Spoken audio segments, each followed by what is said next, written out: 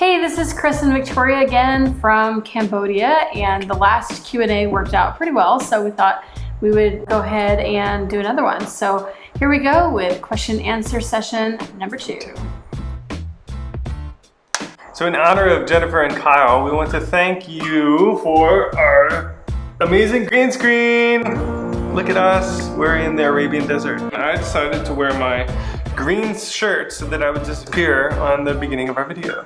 So one of the questions that we got was about funniest language blenders. We went to someone's house, they invited us for dinner. I was just learning Khmer. I knew how to say Jumripsu and I knew how to say Nyambai, a couple other things. You know, Jumripsu is the greeting and Nyambai means to eat. They were trying to ask me a question. I didn't really understand what they were saying, and someone was like, they're asking you if the food is tasty. And the word for tasty is chingang. I didn't really know that word at the time, and so when they asked me, they kept on saying, is the food tasty, is the food tasty?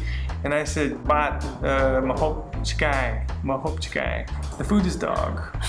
And I got made fun of for that too. Well, it might have been dog, we're never sure. Might have been dog, we don't know. What's your favorite Cambodian food? I like the fruit. It's a lot of choices and always something fresh, and all the food that we hear is made from scratch. I like the fried noodles. I have some that are kind of like ramen noodles, and those are really good fried. And I have some other ones that are kind of, they look a little bit like worms. They're called lok cha, which is really tasty also. Those are probably my favorite Cambodian dishes. We don't even really know what America is like anymore. We came to Cambodia before the iPhone. Some people, they say to us, like, what is America like? And we're like, I don't know. I haven't been there in 10 years. Before the iPhone? Yeah. Really? People were still using BlackBerry. Oh, if they were cool.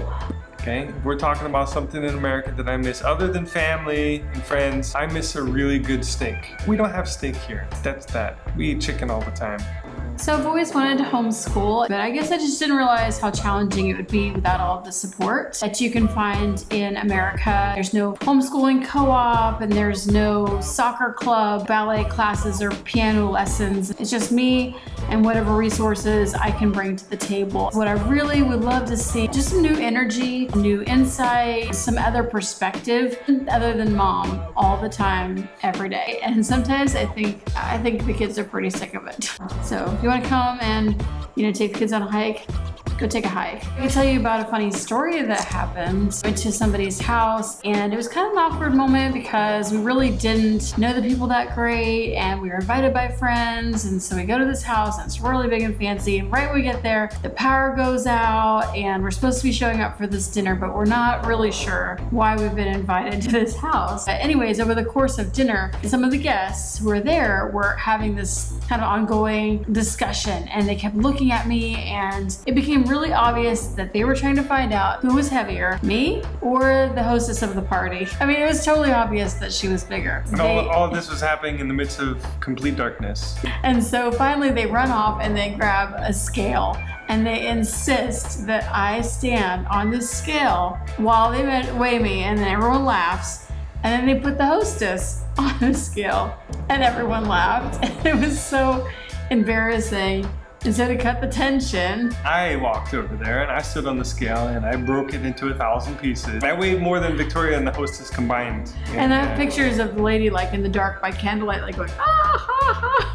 Like, with her hands on her head, like she just couldn't believe that we were this heavy. So I think you definitely have to have a pretty good sense of humor if you want to work cross-culturally. You definitely cannot take yourself so seriously. So I'm an introvert. Being around people for loads of time really drains me. Before, when we were in the States, I was a carpenter, and I spent all the time by myself with a piece of wood and a couple machines. I could cut wood. If the wood got broken or if it got damaged in some way, I could throw it away and I could get another piece of wood.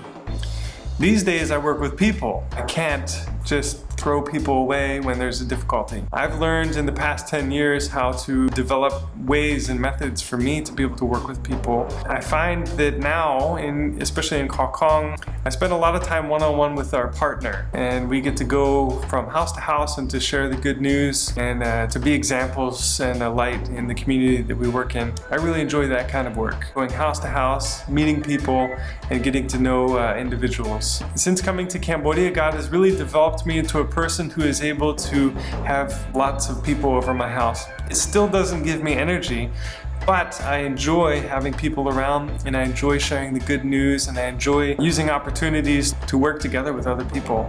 And we do it so much. It's been a blessing to my life as God has developed this part of me.